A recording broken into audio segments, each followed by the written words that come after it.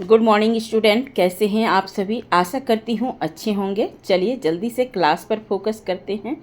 पिछले क्लास हमने 2 पैराग्राफ पढ़ चुके थे। पिछले क्लास में हमने क्या पढ़ा था, किसी को याद है?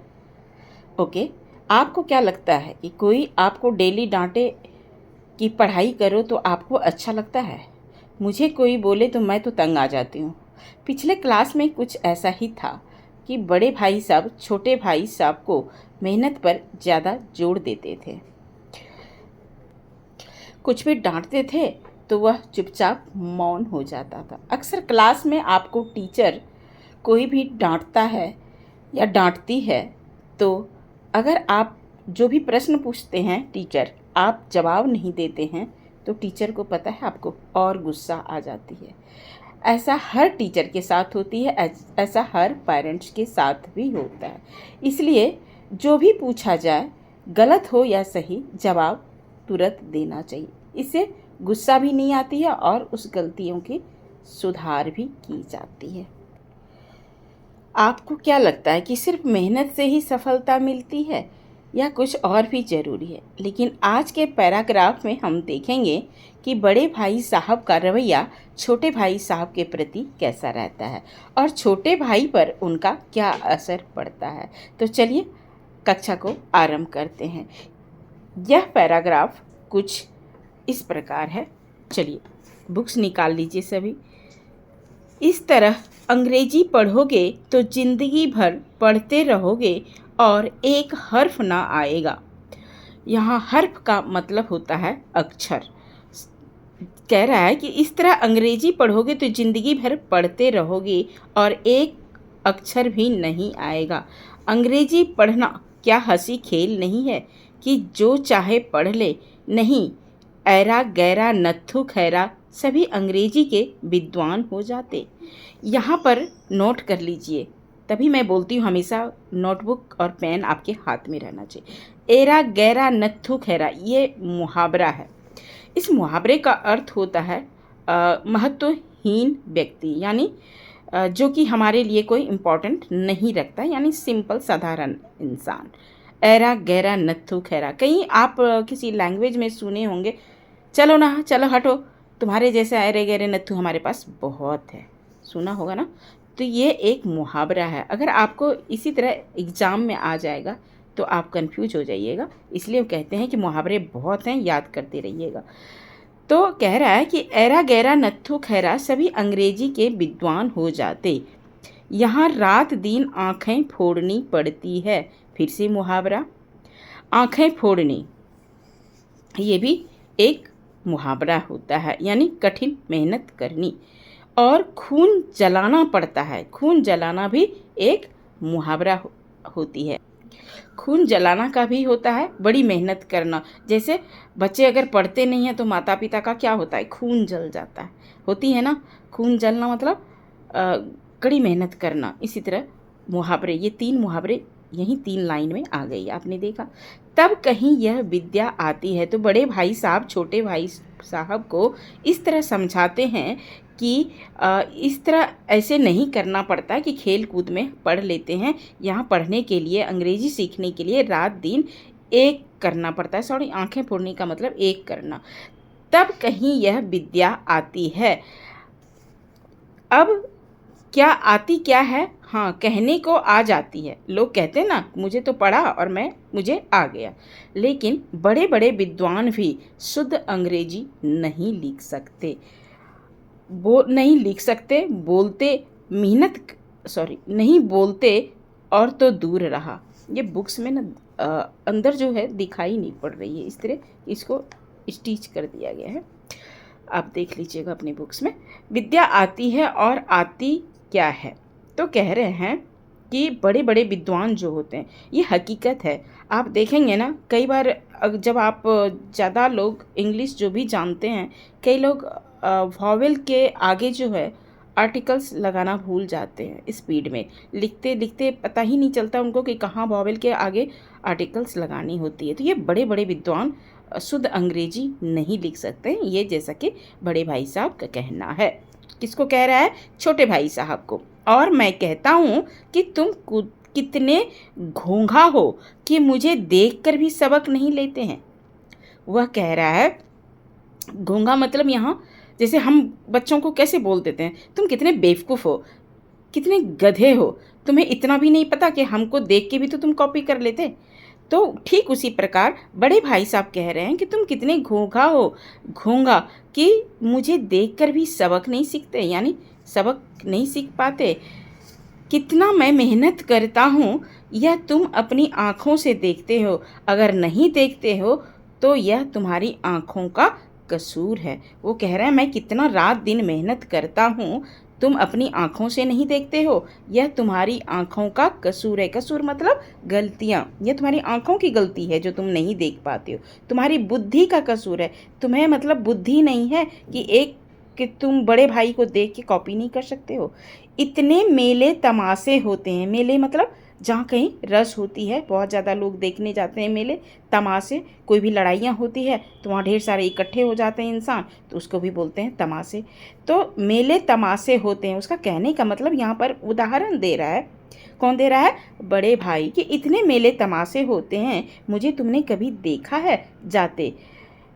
कह रहा है कि इतने मेले तमाशे होते हैं फिर भी मैं कहीं देखने तक नहीं जाता हूँ। इतना लग रहा है उसको पढ़ाई में, उसको इंटरेस्ट आ रहा है। इंटरेस्ट नहीं, मेहनत करता है। रोज़ ही क्रिकेट और हॉकी मैच होते हैं, मैं पास नहीं फटकता। ये भी एक मुहावरा है, मैं पास नहीं फटकता।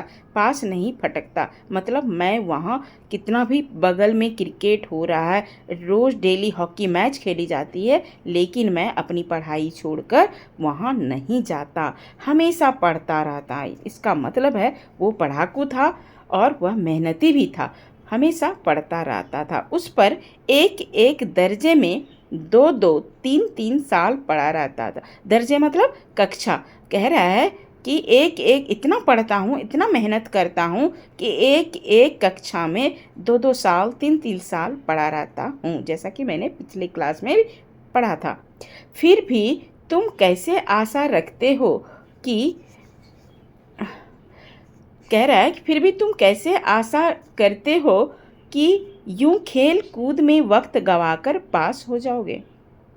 कह रहे हैं बड़े भाई साहब छोटे भाई साहब को कि तुम कितना एक्सेप्ट करते हो अपने आप को कि इस खेल कूद में समय व्यतीत करके भी हम अपनी वक्त को गंवा कर पास हो जाएगा, जबकि हम कहीं जाते नहीं हैं, ना मेले, ना तमाशे, ना क्रिकेट, ना हॉकी। फिर भी मैं दिन रात मेहनत करता हूँ, तब भी मैं पास नहीं हो पाता हूँ। और उसी के अकॉर्डिंग देखता हूँ कि छोटा भाई जो है वह खेल कूद करके भी कैसे वह वक्त अपना कमा कर पास हो जाएगा, उसको ऐसा लगता है बड़े भाई साहब को। मुझे तो 2 ही 3 साल लगते हैं। कह रहा है मुझे तो 2 ही 3 साल लगते हैं। कह रहा है तुम उम्र भर इसी दर्जे में पढ़े सरते रहोगे।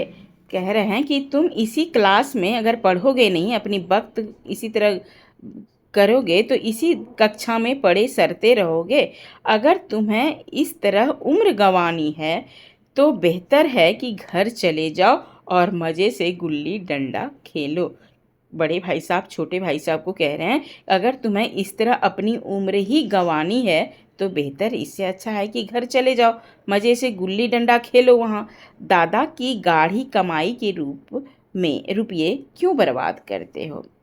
इसका मतलब है लगता है बड़े भाई साहब छोटे भाई साहब दोनों भाई के पेरेंट्स नहीं हैं, तभी दादा की कमाई से वह अपने पढ़ता है हॉस्टल में रह के।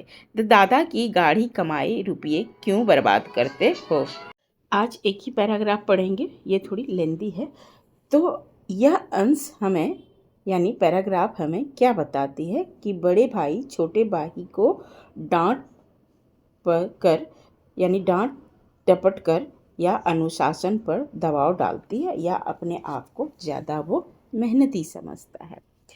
तो इससे यह पैराग्राफ से हमें क्या सीख मिली कि बड़ा भाई जो है कहते हैं कि अगर तुम ऐसे ही लापरवाही से अंग्रेजी पढ़ोगे तो ज़िंदगी भर पढ़ते रहोगे लेकिन कुछ भी नहीं सीख पाओगे। अंग्रेजी जितना तुम सोच रहे हो सीखना उतना आसान काम नहीं है, इसलिए तुम बहुत मेहनत और लगातार अभ्यास करते रहो। तो लेखक कहते हैं कि बड़े बड़े विद्वान एक एग्जाम्पल के तौर पे उदाहरण को देखते हुए समझाते हैं कि बड़े बड़े विद्वान भी सही अंग्रेजी लिखने में बोलने में गलती कर जाते हैं, इसलिए इसे हल्के में नहीं लेना चाहिए।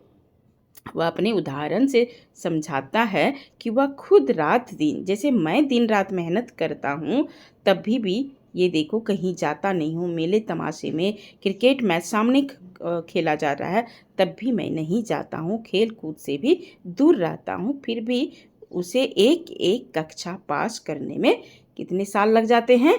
2-3 साल लग जाते हैं। ठीक इसके विपरीत छोटा भाई जो है खेल कूद में समय बर्बाद करता है और फिर भी वह पास होने का उम्मीद करता है, जो कि गलत है।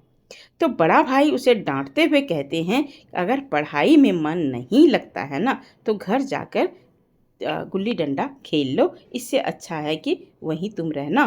कम से कम जितने भी दादाजी रुपये भेजते हैं, उनकी मेहनत और उनकी कमाई जो है, कमा के रुपये भेजते हैं पढ़ने के लिए, तो कम से कम बर्बाद तो नहीं होगी। तो बात तो सही है, जो बच्चे को पढ़ने के लिए बाहर भेजते हैं, पेरेंट्स अपनी मेहनत से कमाई से पैसे भेजते हैं और बच्चा अगर नहीं पढ़ता है तो ये बहुत गलत है। तो इसलिए वह अपने बड़े भाई उसको छोटे वाले भाई को समझाते हुए यह कहता है। एक बात यहाँ फैक्ट है कि कई स्टूडेंट आप देखते होंगे पूरी साल मेहनत करता है, बहुत कड़ी मेहनत करता है, फिर भी उसके रिजल्ट नहीं अच्छे आते हैं, ये फैक्ट है। और कई बच्चे खेल खेल में पढ़ के एग्ज़ाम के टाइम में पढ़ेगा और उसके अच्छे मार्क्स आ जाते हैं। ऐसा होता है सबके साथ नहीं, रेयर केस ऐसे स्टूडेंट आपको देखने को मिलेगा। तो ऐसा इसलिए होता है कि जो बच्चा कमज़ोर होता है पढ़ने में, उसको लगता है कि हमसे 1 महीने में नहीं होगा, 2-3 महीने में हम नहीं तैयारी कर पाएंगे, तो वो क्या करता है, पूरी साल मेहनत करता है, राइट। उसकी IQ लेवल कम है, उसे जल्दी समझ में नहीं आता है। लेकिन जो बच्चा ब्रिलियंट है, उसकी IQ लेवल हाई है, वो करता क्या है, स्टार्टिंग में उतना ध्यान नहीं देगा, लेकिन लास्ट में पढ़कर एग्ज़ाम दे देगा और अच्छे मार्क्स आ जाएंगे, क्योंकि उसकी ब्रेन यानी IQ जो है उसके बहुत काफ़ी ओवर स्मार्ट है। तो ऐसा ही ये दोनों भाई के साथ दिखाया गया है। बड़े भाई साहब बहुत मेहनती हैं, पढ़ाकू हैं और एक ही कक्षा में 2-3 साल रह के भी पास नहीं कर पाते हैं। वहीं छोटे भाई साहब जो है वो खेल कूद करते हैं, फिर भी परीक्षा में अव्वल मार्क्स लाते हैं। क्लियर है? इस पैराग्राफ से हमें यह सीख मिलती है कि किसी भी सफलता पाने के लिए कड़ी मेहनत और अनुशासन जरूरी है। पढ़ाई को हल्के लेने से सफलता नहीं मिलती है, समय का उपयोग बहुत ही महत्वपूर्ण है। लेकिन ये सभी होगा कैसे? होगा निरंतर अभ्यास से। तो इस पूरी पैराग्राफ से हमें यह सीख मिली कि मेहनत, जिम्मेदारी और समय तीनों का कद्र करना चाहिए।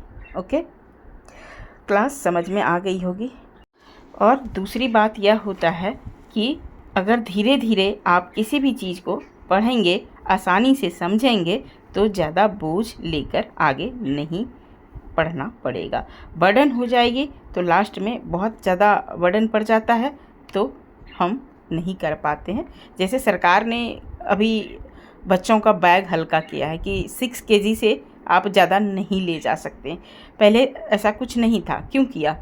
क्योंकि जो बच्चा ले जाता था कुछ भी अनाप शनाप बुक्स लेके भर के चला जाता था, वेट था 8 kg 10 kg उठा ही नहीं पाता था, छोटे छोटे बच्चे, है कि नहीं?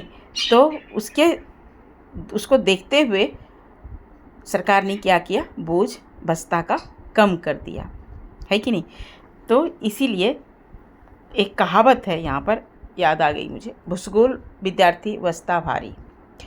जो पढ़ाकू नहीं होगा, जो पढ़ेगा नहीं वो क्या करेगा, कुछ भी सब सब्जेक्ट ले जाएगा, क्योंकि उसको पता ही नहीं कि आज हमें क्या रूटीन में पढ़ना है, क्या है आज हमारा, क्या कौन सी सब्जेक्ट ले जाना है। उसकी नोट्स बुक ले जाएंगे, सारे भर लेंगे, क्योंकि उसने दिन भर खेला और कुछ पता ही नहीं क्या, कल क्लास में छुट्टियां किया था, बंक किया, उसके बाद वो कुछ भी अनाप शनाप बैग में उठा के चल दिया।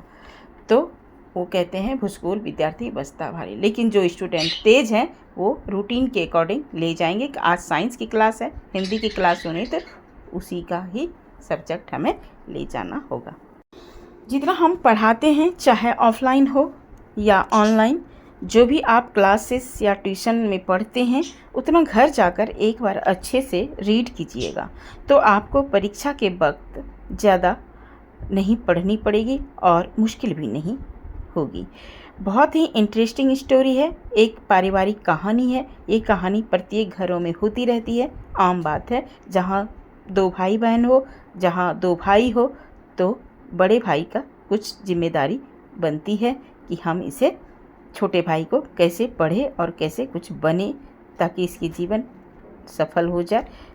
और ख़ास बात यह है कि बड़े भाई साहब छोटे भाई साहब के पेरेंट्स नहीं हैं और दादाजी बहुत मेहनत से पैसे कमा के इनको भेजते हैं। तो बड़े भाई समझदार लगते हैं, लेकिन वह मेहनती भी हैं।